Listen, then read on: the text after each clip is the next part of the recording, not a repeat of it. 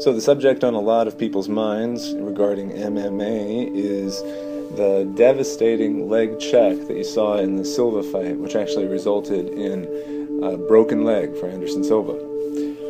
So you'll see a lot of fights in MMA where the leg kicks are just taken by the fighters.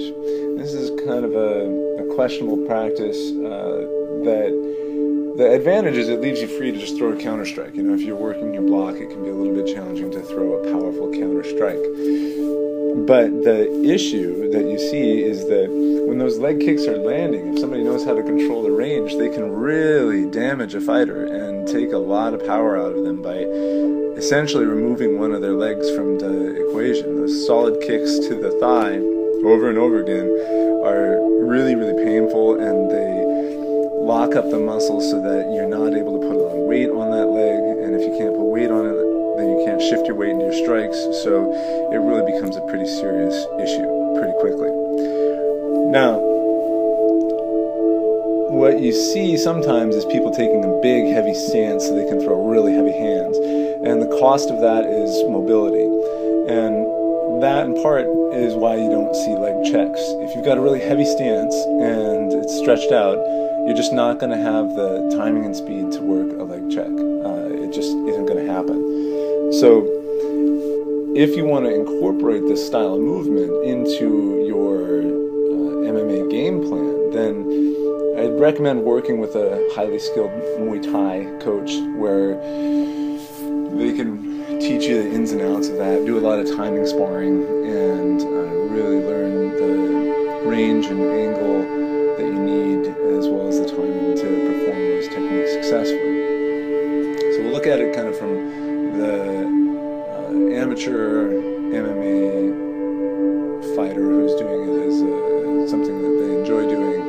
They enjoy sparring, they want to be able to fight well, but they're not looking at going pro, because that's a totally different game plan.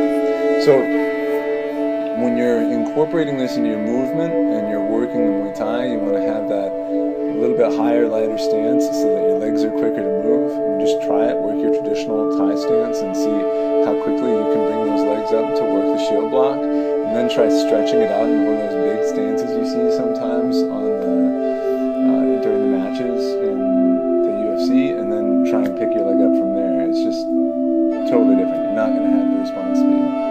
But when you do get it, when you're able to perform this technique, as we saw in the fight, it's just absolutely devastating. So in the fight, that was a pretty flawlessly performed block.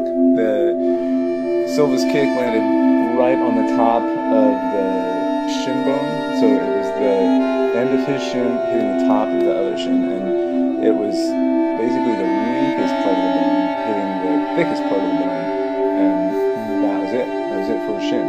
And obviously it's really unfortunate. You never want to see a fighter go down that way, but it was a flawlessly executed technique, and shows you what the leg check can do in a fight. So if you're interested in adding that to your MMA training, if you don't already have a good Muay Thai instruction in your game plan, look around, find a qualified instructor, and start working with them, and really emphasize the timing sparring, because that's where you're going to really lock that in and get to understand that technique.